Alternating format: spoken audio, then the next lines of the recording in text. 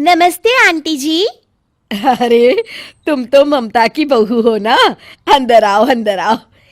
Aunty जी, मुझे थोड़ी चीनी मिल सकती है क्या? हाँ, ये कौन सी बड़ी बात है। अरे सुधा बहू, जरा रसोई घर से थोड़ी चीनी तो ले आ। तभी निर्मला देवी रूबिका की साड़ी और गहने बड़े गौर से देखती हैं।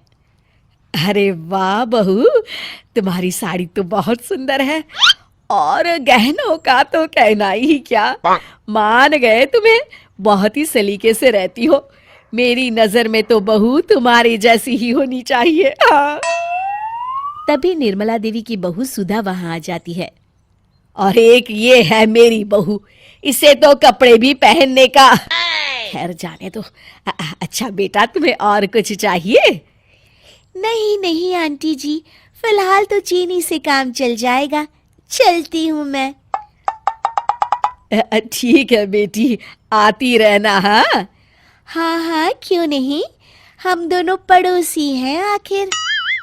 रूबिका की जाते ही, देखा बहू तूने, अच्छे घर की बहुओं का रहन सहन कैसा होता है, एकदम टीप टाप। और एक तू है।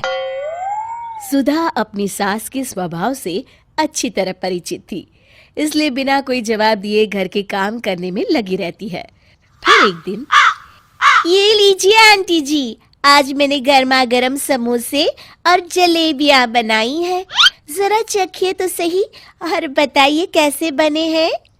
क्या बात है बेटी, इतने स्वादिष्ट समोसे और जलेबी मैंने अपनी पूरी जिंदगी में नहीं खाई। तू दिखने में जितनी सुंदर है उतनी ही गुनी भी है। ये तो कुछ नहीं है आंटी जी, मैं तो चाइनीज खाना भी बहुत अच्छा बनाती हूँ। अच्छा, तू ये सब भी बना लेती है? मैं तो बचपन से ही खाने पीने की शौकीन हूँ आंटी जी। कल आप मेरे हाथों से बना हक्का नूडल खा के देखिएगा, तब आपको पता चलेगा कि असली खाने का स्वाद किसे कहते हैं। सच बहू, ममता बड़ी किस्मत वाली है जो तेरे जैसी बहू से मिली है। आपकी बहू सुधा वैसे दिखने में मेरे जितनी सुंदर ना सही, पर फिर भी ठीक ही है आंटी जी। वैसे घर के काम तो अच्छी तरह कर ही लेती होंगी ना? अरे घर के काम क्या खाक कर लेती है। अरे पता नहीं पिछले जन्म में कौन से पाप किए थे कि मुझे सुधा जैसी निकम्मी बहू मिली है। अरे इसे तो ठीक से रोटियां तक बेलना नहीं आता। अब क्या कर सकते हैं आंटी जी, भगवान सबकी बहुओं को मेरे जैसे सर्वगुण संपन्न भी तो नहीं बना सकता ना। अच्छा आंटी जी, चलती हूँ मैं, शाम को मुझे ब्यूटी पार्लर जाना है, आप भी चलिए ना मेरे साथ। मैं पार्लर इस उम्र में? अरे आंटी जी, अच्छा दिखने की कोई उम्र थोड़े ही ना होती है। आप ना शाम को तैयार रहिएगा। ठीक है बेटी। इस तरह निर्मला देवी रूबिका से इतना प्रभावित होती हैं कि हर वक्त लट्टू की तरह उसके पीछे पीछे घूमती रहती थी।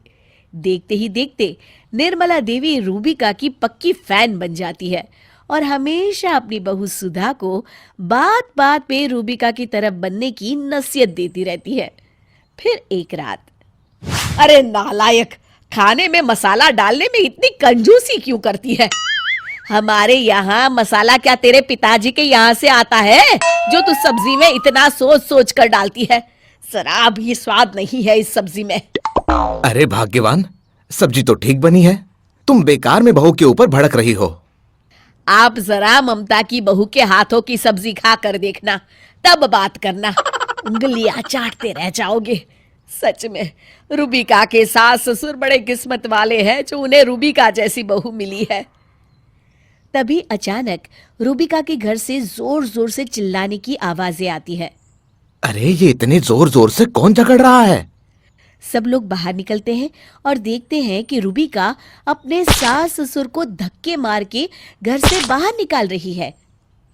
इतने दिनों से मुफ्त की रोटियां तोड़ रहे हो, दोबारा इस घर में नजर मत आना। हाँ, अरे लेकिन आप चुप रहिए और चुपचाप अंदर जाइए। रूबिका जैसे ही अपने पति को आंख दिखाती है, वो सहमकर पीछे हट जाता है। रूबिका के सास ससुर रोते बिलखते अपना सामान लेकर वहां से चले जाते हैं और सभी लोग तमाशबीन बने चुपचाप ये सब देख रहे होते हैं। क्यों माँ जी, आप तो चाहती थी ना कि मैं इसी की तरह बन जाऊं? अरे नहीं नहीं बहू, मैं तो मजाक कर रही थी। तू तो मेरी बहुत प्यारी बहू है।